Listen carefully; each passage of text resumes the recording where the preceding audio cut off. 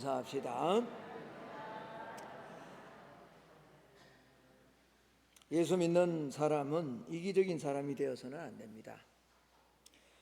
이타적인 사람이 되어야 됩니다. 모든 면에서 남을 배려할 줄 알아야 되고요, 사랑할 줄 알아야 되고요, 또 이해하고 양보하고 오래 참아야 되고, 무엇이든 내게 있다면 어떻게 하든 나누어 줄 아는 그런 사람이 되어야만 됩니다.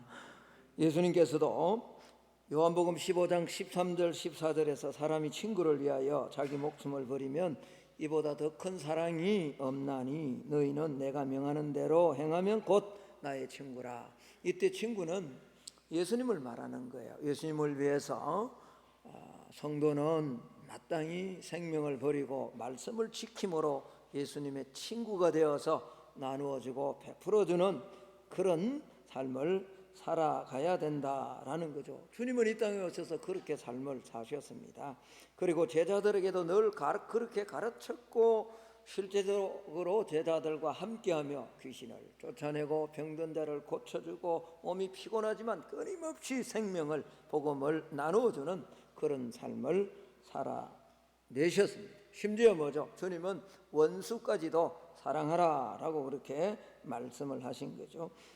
여러분, 세상에서도 믿지 않는 자들도 누군가를 위해서 희생하면, 또 생명을 버리면 우리는 그 사람이 살신성인했다라고 해서 얼마나 추앙하고 기리는지 모릅니다. 당연히 성경에서도 이타적인 삶을 살라고 말씀하시는 거죠. 예수님께서도 그런 삶을 살아라고 제자들에게 말씀하셨고 우리에게도 그렇게 말씀하셨습니다. 그런데 성경을 잘 읽다 보면 유독 어떤 부분에서는 예수님께서 이기적이 되어야 된다, 양보해서는 안 된다, 절대로 타협해서는 안 될 것을 말씀하십니다.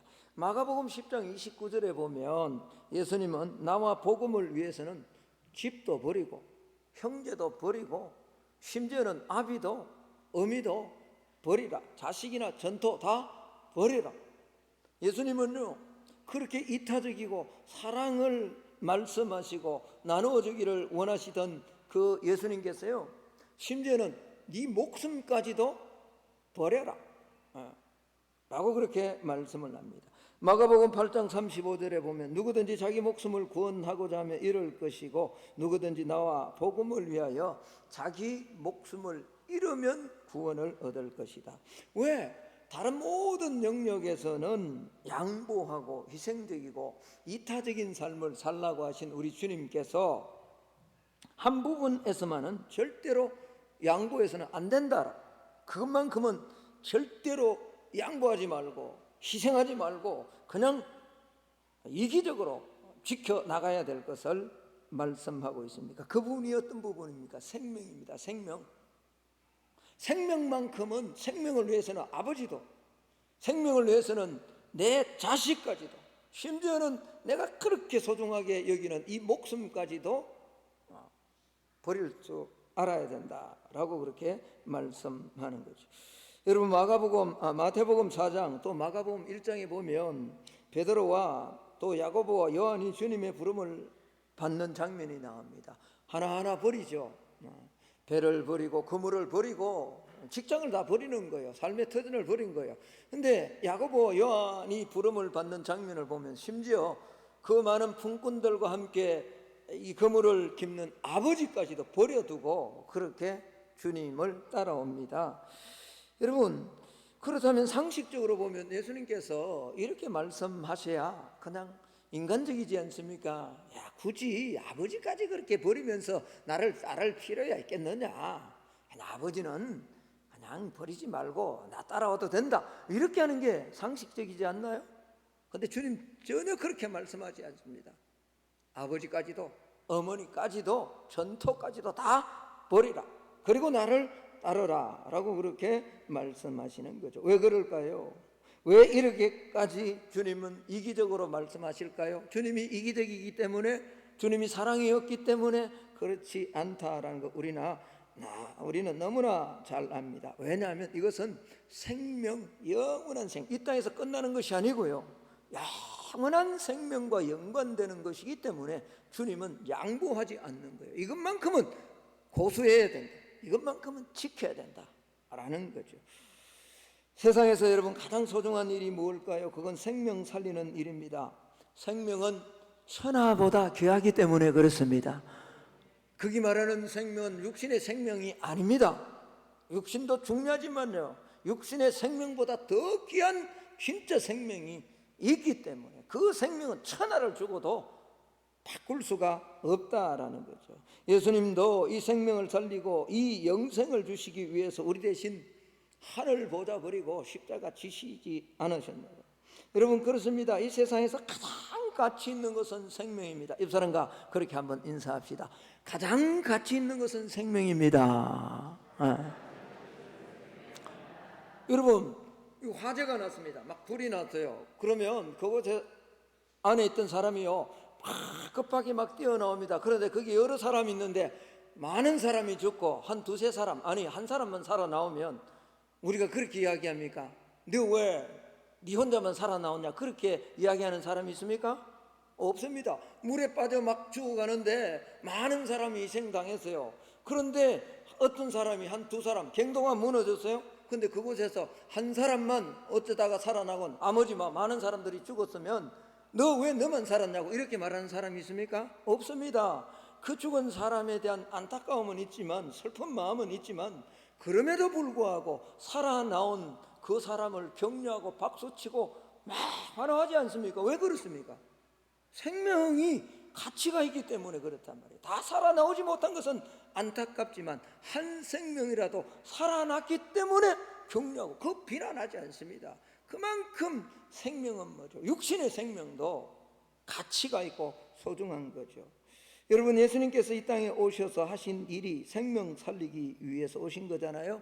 디모데전서 1장 15절에 보면 이렇게 말씀하십니다. 밑보다 모든 사람이 받을 만한 이 말이요 그리스도 예수께서 죄인을 구원하시려고 세상에 임하셨도다 라고 이렇게 말씀을 합니다. 그렇습니다. 예수님이 이 땅에 오신 이유는 죄인을 구원하기 위해서 오신 거예요.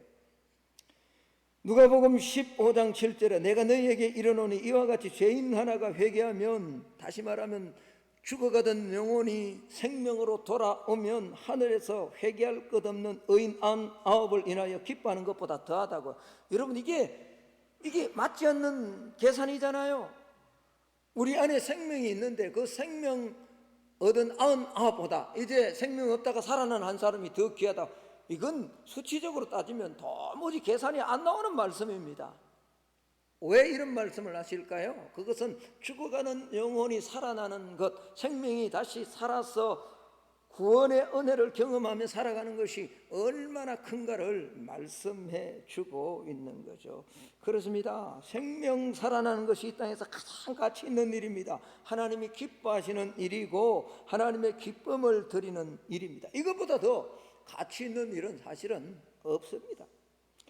본문은요 우리가 이 생명을 살리기 위한 일을 제대로 감당하지 않으면 하나님은 그 대가를 반드시 우리에게 찾겠다라고 말씀을 합니다. 자, 오늘 에스겔서 33장 8절 9절 말씀을 한번 보십시오. 제가 읽겠습니다. 가령 내가 악인에게 이르기를 악인아 너는 반드시 죽으리라 하였다 하자 네가 그 악인에게 말로 경고하여 그의 길에서 떠나게 하지 아니하면 그 악인은 자기 죄악으로 말미암아 죽으려니와 내가 그의 피를 네 손에서 찾으리라.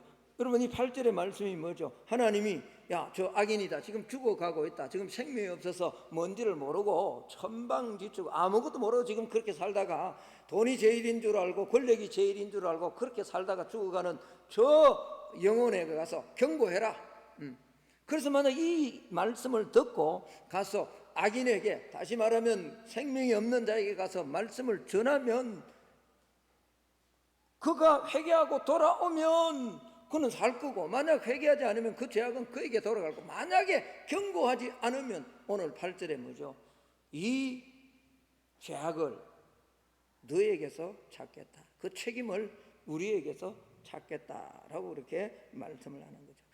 하나님은요 생명을 알지 못하는 자들에게 살 길이 있음을 경고함으로 그들도 돌아서게 하고요 그런 경고를 통해서 우리 생명도, 우리 안에 있는 이 생명, 이미 우리에게 주신 이 예수 생명도 계속 보존될 수 있음을 말씀합니다. 9절 말씀 우리 같이 한번 읽어볼까요?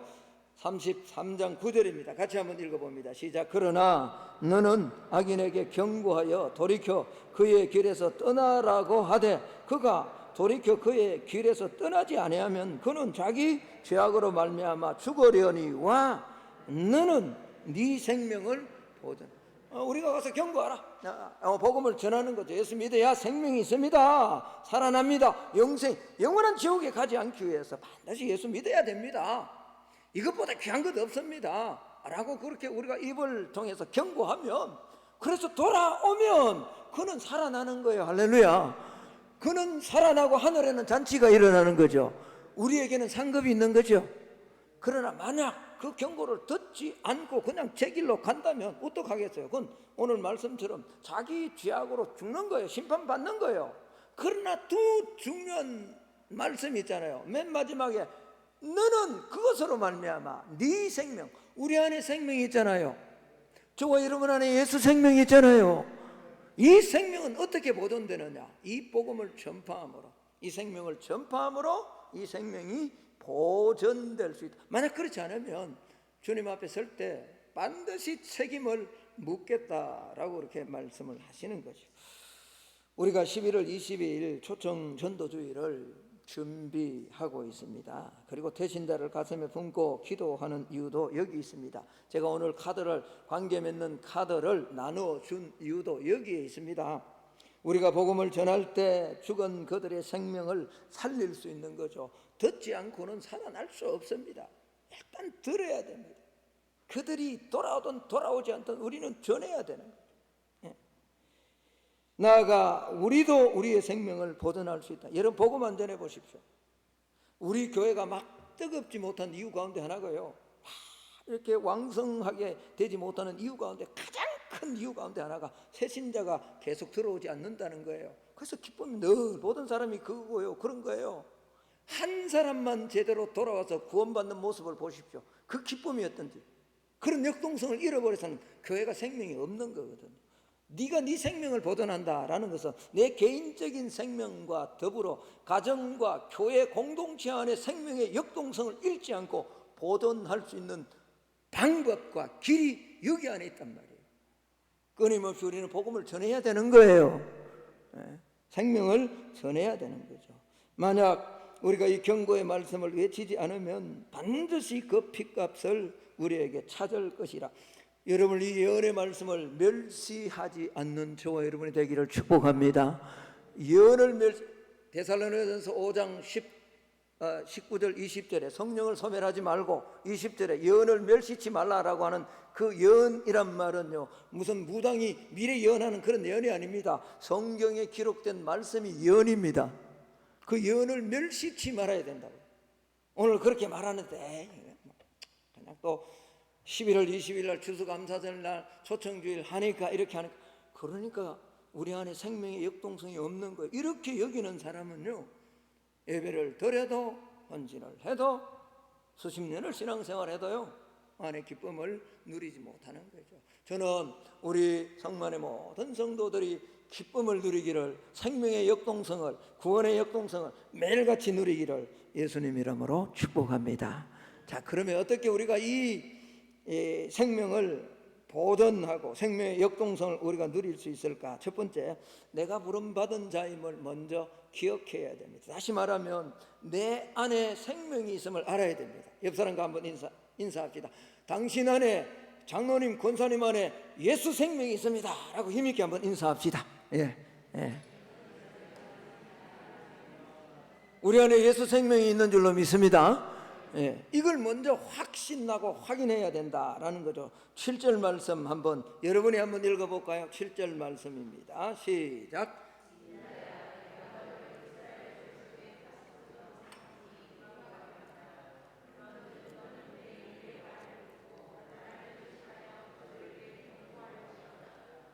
(33장 7절에) 보니까요, 인자야 내가 너로라고 하죠.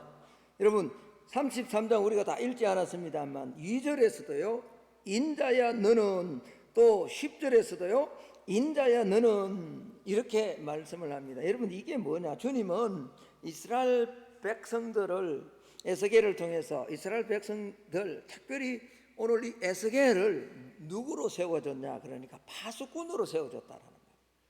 여러분 이 파수꾼으로 세워졌다라는 이 말은요 다름이 아니라 네 안에 나의 생명이 있다라는 말이에요.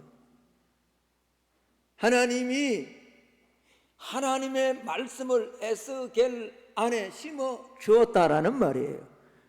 그러니까 파수꾼임을 알지 못하면 파수꾼의 역할을 감당할 수 없는 거죠. 그래서 내가 너로 파수꾼을 삼았다라는 말은 오늘 하나님께서 에스겔을 파수꾼으로 불러주셨어요. 그래서 우리가요 이 생명을 전하고 생명의 역동성을 경험하면서 기쁨으로 신앙생활 또 우리의 삶을 어떤 환난과 고난 속에서도 기뻐하며 감사하며 살 수 있는 힘의 능력은 다름에 있지 않고요, 우리가 하나님의 부름받은 자임을 매일같이 확인해야 되는 거예요.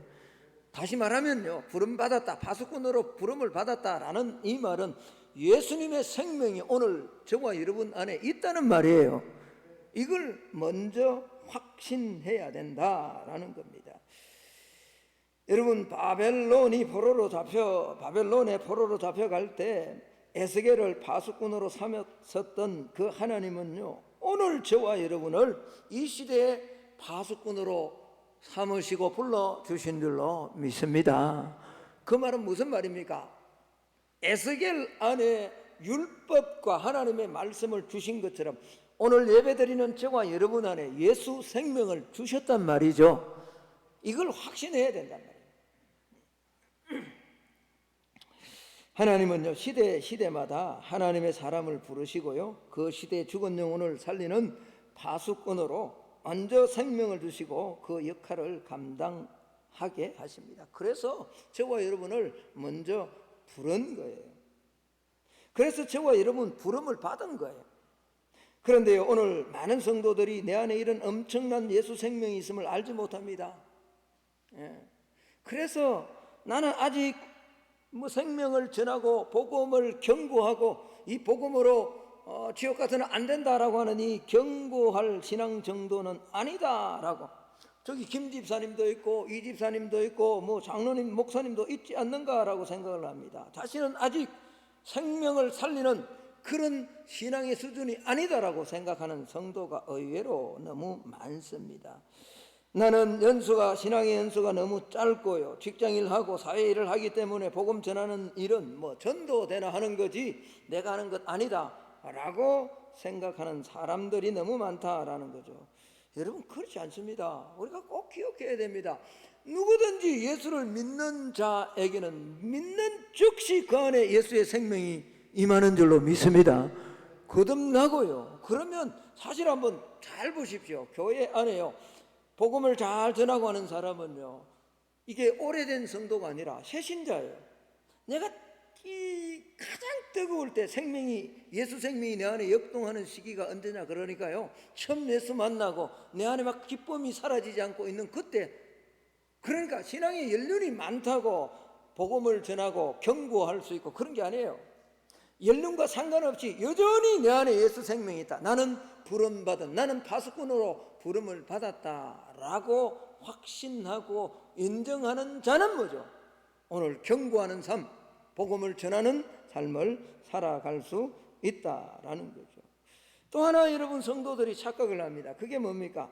나는 전도에 은사가 없다라고 생각을 하는 거죠. 그래서 전도는 은사 받은 사람이 하는 것이다, 생명 살리는 일은 그런 사람이 하는 것이다 라고 생각합니다. 여러분 이것만큼 이 잘못된 생각이 어디 있냐고요. 한번 생각을 해보십시오. 이 육신적으로요 생명을 살리는 일이 기술이 꼭 필요합니까? 어느 가다가 길가에요 막 화재가 났습니다. 그러면 꼭 내가 소방관이 되어야만 그 기술 자격증이 있어야만 그 생명을 살립니까? 그렇지 않습니다. 할 수 있는 대로 할 그게 없으면 생명을 살리기 위해서 소리라도 지르지 않냐고요. 살려달라고, 저기 불났다고. 그래서 살리는데 일조하는 거거든요. 근데 많은 성도들이 아니야, 전도는 은사가 있는 사람이 하는 거야. 여러분, 그렇지 않습니다. 누군가가 위험에 처해서 죽어간다면요, 누구든지 그 생명을 살리기 위해서 기술이 있든 없든 본능적으로 하는 거예요. 그게 육신을 살리는, 생명을 살리는 길이잖아요. 방법이잖아요. 여러분, 영적인 것도 똑같은 거예요. 누가 은사 받고 누가 능력이 있어서 그렇게 하는 게 아니고요. 우리가 그래서 태신자를 정하고 그들에게 지금 막 외치는 거예요. 왜 이렇게 내 물질을 들어가면서 이렇게 합니까? 그렇게 해서라도 하나님의 이 생명, 천국이 있고 지옥이 있음을 알게 하기 위해서 그런 거잖아요. 비록 물에 빠져 죽어가는 그런 어떤 사람을 살리려고 할 때요, 내가 수영을 한 그런 어떤 기술이 없다 할지라도, 좀 없으면 뭐죠? 밧줄이라도 던지고, 그것도 안 되면 뭐죠? 소리라도 질러서 누군가가 할 수 있는 사람. 그래서 여러분들이 만약 복음을 전하지 못하면 소리를 질러서 목사인 저를 부르든지, 아니면 교역자, 아니면 복음을 잘 전하는 누군가를 불러서 함께 생명 살리는 그 일에 동참해야 돼. 그 일을 하라고 하나님 먼저 저와 여러분에게 은혜를 주셨잖아요. 할렐루야. 네. 그래서요, 성경을 잘 한번 보십시오. 성경은 어느 곳에서도 전도가요, 파수꾼의 임무가요, 특별한 사람에게 주어진 것이라 라고 말하지 않습니다. 예수님은요, 갈릴리 해변을 다니시면서 첫 번째 제자를 부르실 때 마태복음 4장 19절에 보면요, 나를 따라 오너라, 내가 너희로 사람을 낚는 어부가 되게 하리라 하시니, 내가 너희로 라고 말합니다. 여러분, 주님은 어디 가서 설만한 사람 없느냐, 기술 좋은 사람 없느냐, 사람에게 복음 잘 전하는 누구가 없느냐 이렇게 말하지 않고요, 그냥 고기 낚는 어부들에게 내가 너희로 사람을 낚는, 너희란 말이에요. 우리란 말이에요. 나란 말이에요. 목사에게만 이런 부름을 주신 것이 아니라 오늘 예배드리는 우리 모두에게 이 생명과 이 부름을 주신 줄로 믿습니다. 이걸 확인할 때 뭐죠? 우리가 전도할 수 있는 거예요. 내 생명도 보존할 수 있는 거죠. 뿐만 아니라 죽으시고 부활하시고 마지막 성천하시기 전에도 주님은 또다시 지상명령이라고 하죠. 지극히 큰 명령을 주실 때 마태복음 28장 19절에 보면요, 그러므로 너희는 가서 모든 족속으로 제자를 삼아라, 너희라고 말씀해요. 아버지와 아들과 성령의 이름으로 세례를 주고 너희가 가서, 어떤 무슨 능력 있는 사람, 이런 사람이 가서 그런 게 아니고요, 너희들이 가서, 너희들이 우리로 그렇게 하나님이 불러주셨다라는 거죠. 바울은 심지어 오늘 주보에 나와 있는 것처럼요, 고린도전서 9장 16절의 말씀처럼요, 이렇게 말씀을 합니다. 우리 같이 한번 읽어볼까요? 고린도전서 9장 16절의 말씀 같이 한번 읽어봅니다. 시작.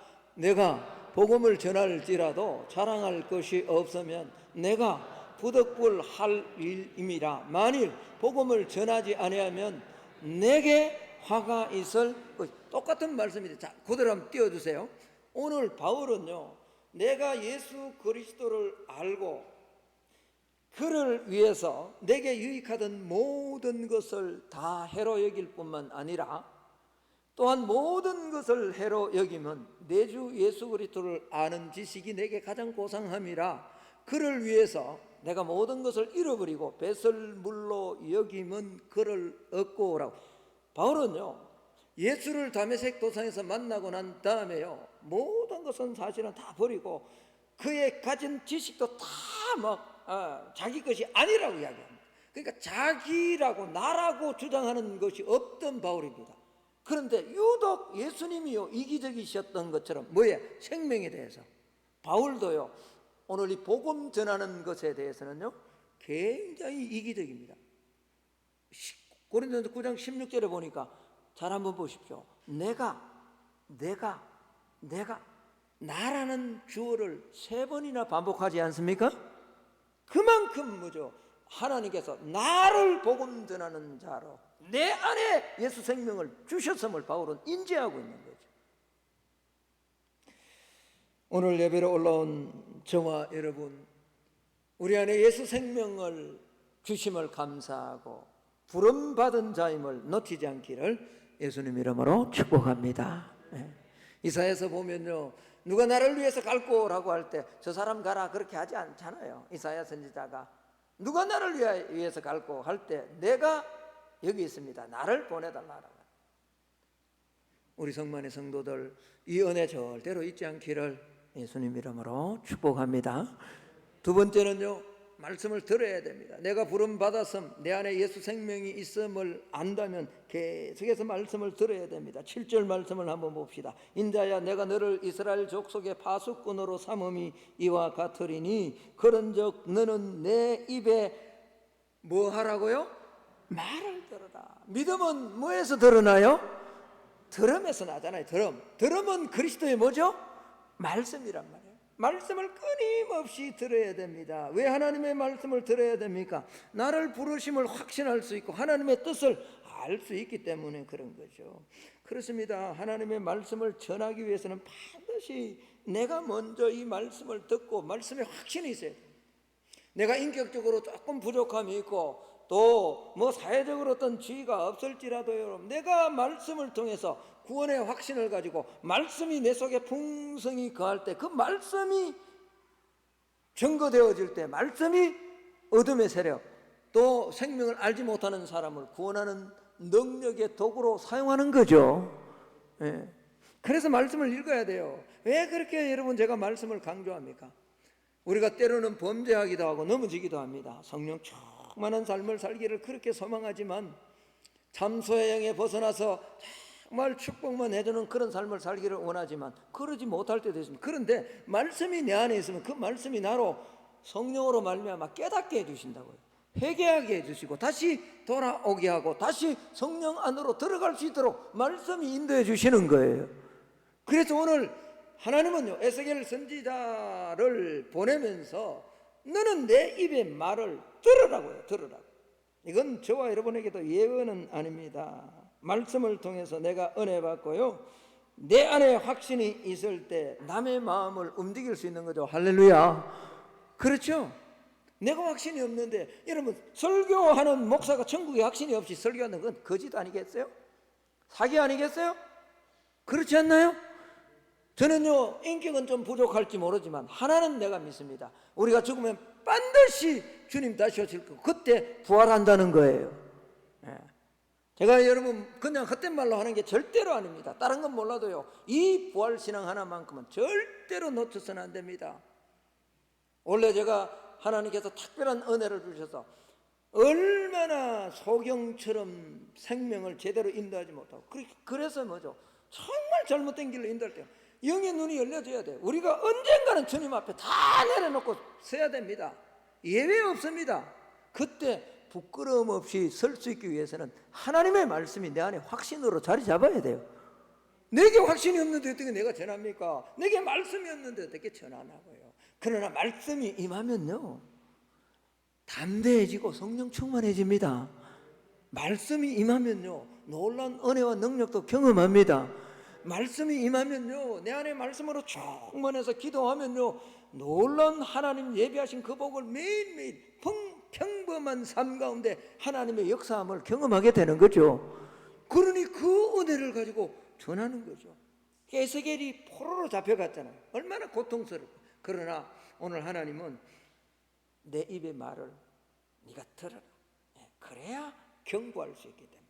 세 번째는요, 경고해야 됩니다. 오늘 7절 하반절에 한번 볼까요? 너는 내 입의 말을 듣고 나를 대신하여 그들에게 뭐 하라고요? 경고하라. 하나님이요, 복음을 전할 때 저와 여러분을 사용하시는 거죠. 천사를 보내지 않습니다. 우리를 도우시고 우리를 지켜주실 때는 하나님께서 천사를 보내주시고 하나님의 영으로 저와 여러분을 도와주십니다. 할렐루야. 믿으시죠? 그러나 복음 전할 때만큼은 천사를 동원하지 않습니다. 제가 한번 물어볼게요. 혹시 여러분 밤에 자다가 교회 나가야 된다, 교회 나가야 된다 그래가지고 예수 믿은 사람 혹시 우리 성도님 가운데 계세요? 말 좀 해보소. 없을 거예요. 없을 거예요. 가끔가다 내가 그런 감정을 듣는 경우가 있습니다. 그러나 정말 그런 사람은요, 많이, 아니 뭐 10만에 1명 정도 특별하게 영적으로 밤에 자다가 뭐 그런 어떤 이적을 보기도 하지만 대부분은 그렇잖아요. 사람을 통해서. 저도 그래요. 불교대학을 다니는 내게 수많은 형제 자매들을 보내셔서 사형리를 전하고 끊임없이 찾아오게 만들고, 그리고 또 먼저 앞서 저희 누님을 목회자 3호로 만드시고 또 그렇게 복음을 전하고, 그런 경고들을 통해서 우리가 하나님의 자녀가 되는 거잖아요. 믿습니까? 그래서 오늘 입의 말을 듣고 하나님의 말씀을 듣고 너는 가서 경고하라 라고 그렇게 말씀을 하는 거죠. 여러분, 파수꾼의 사명은요, 깨어서 늘 다가올 위험을 백성들에게 경고하는, 그래서 나팔을 부는 거예요. 파수꾼의 주요 역할은요, 망대나 성벽에 서서 망을 보거나 나팔을 불어 위험을 경고하는 일이죠. 그래서 파수꾼은 외적의 침입으로부터 동족을 지키기 위해 밤낮으로 깨어있는 거예요. 그리고 오면 뭐죠? 경고하는 거예요. 경고. 여러분, 만약에 파수꾼이요 졸다가 적이 오는 것을 놓쳐버렸다. 그래서 백성에게, 자기 동족에게 그 이야기를 안 했다고 한번 생각해 보십시오. 얼마나 비참한 일이 일어나는, 전쟁에서 수많은 사람이 죽어나고 포로가 되어서 그 비참한 삶을 산다. 우리가 지금 깨어서 경고를 해야 되는데 입을 닫고 있으니까 얼마나 세상에 많은 사람들이 이 사단의 종이 되어, 악한 영의 종이 되어, 중독이 되어서, 포로가 되어서 지금 그렇게 노예 생활을 하고 있냐고요. 외쳐야 됩니다. 경고해야 됩니다. 그래서 파수꾼의 사명은요, 1차적으로 다가오는 위험에 맞서 싸우는 게 아니에요. 다 중요한 건 저와 여러분이 입을 열어 경고하는 거죠. 특별히요, 교회 안에서 말씀을 전가하는 이 사역을 맡은, 말씀 선포를 맡은 목회자는 다 중요합니다. 하나님의 교회 공동체를 위해서 세움을 받은 영적 파수꾼이잖아요. 그래서 목회자는 여러분 듣기 좋으라는 말만 하는 게 아니에요. 그렇게 하면 다 죽어요. 제가 늘 우리 사모한테, 집사람한테 자꾸 좀 말씀을 좀 부드럽게 하시고 좀 긍정적으로 하시고 책망보다는 좀 위로의 말씀을 해달라고 자꾸 그렇게 이야기하는데, 맞아요. 위로 받아야죠. 위로 받아야죠. 그러나 더 중요한 게 있습니다. 죽어가는 사람 앞에 자꾸 안에 지금 암덩어리가 있는데 그냥 아까진기만, 죄송합니다, 그 뭐 요도 얘기라 그래요? 그 아까진기만 바르면 안 돼요.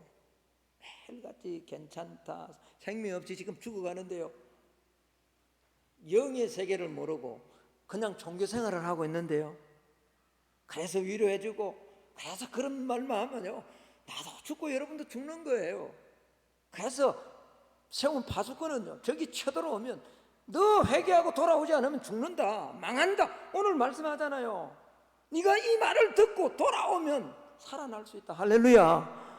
그래서 세워준 거예요. 저만 그렇게 세운 게 아니고요, 모든 성도들을 하나님 그렇게 세워주셨다니까요. 그래서 우리는 나가서 복음을 전하는 거예요. 베드로전서 2장 9절에 보면요, 너희는 택하신 족속이요 왕같은 제사장들이요 거룩한 나라요 그의 소유된 백성이, 이는 너희를 어두운 데서 불러내어 그의 기이한 빛에 들어가게 하신 이의 아름다운 덕을 선포하기 위함이다. 뭐 길게 말씀을 하고 있습니다만, 왜 우리를 하나님 불러주셨는가? 그건 다름이 아니라 우리를 불러주신, 우리를 구원해 주신 하나님의 놀라운 역사를 선전하라고, 선포하라고 우리를 불러주셨다라는 겁니다. 그렇습니다.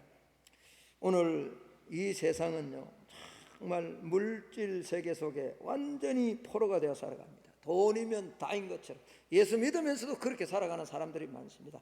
돌이켜야 됩니다. 회개해야 됩니다. 하나님의 말씀을 듣고 내 안에 생명이 있음을 알고 이 생명을 전하는, 경고할 수 있는 삶을 살아가는 우리 성만의 성도들이 되시기를 주의 이름으로 축복합니다. 그러면 이 땅에서도 하나님이 주시는 평안을 누릴 것이고, 주님 앞에 설 때 귀한 상급 우리를 위해 예비해 주실 줄로 믿습니다.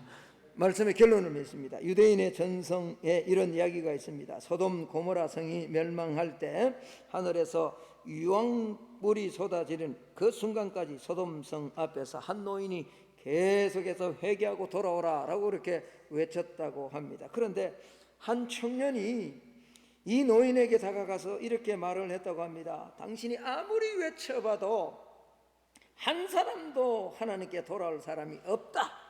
맞죠? 이 노인도 알았습니다. 어쩌면 우리가 복음을 전해도요, 안 돌아올 사람은 조롱만 하고 돌아오지 않을 수도 있습니다. 그런데 오늘 이 노인이 한 이야기를 우리는 깊이 명심해야 됩니다. 이 노인이 이 청년에게 이렇게 이야기를 합니다. 나는 내가 변하지 않기 위해서, 오늘 이 말씀 설교의 제목처럼요, 내 생명을 보존하기 위해서 내가 복음을 전함으로 그들이 듣든지 듣지 않든지 돌아오든지 돌아오지 않든지 내가 전함으로 내 안에 있는 생명의 역동성을 잃지 않고 내가 보존하기 위해서, 내가 변하지 않기 위해서 나는 끊임없이 내가 하나님 앞에 설 때까지 이 외침은 끊이지 않을 것이다.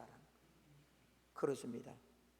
저와 여러분의 심령 안에 있는 예수의 생명 역동성은요, 이 복음을 끊임없이 외칠 때 내 안에 이 생명이 있음을 알고 계속해서 하나님의 말씀을 듣고 확신하고 그리고 끊임없이 입을 열어 복음을 전할 때 세상 사람들이 알 수 없는 하나님 자녀만이 누릴 수 있는 참된 기쁨과 평강을 누리며 신앙의 삶을 살아갈 수 있을 줄로 믿습니다. 우리 성만의 모든 성도가 이번 한 주간 계속해서 이 삶을 살아내는 그런 복이 있기를 예수님 이름으로 축복합니다. 하나님 감사합니다. 오늘 올라온 우리 모두에게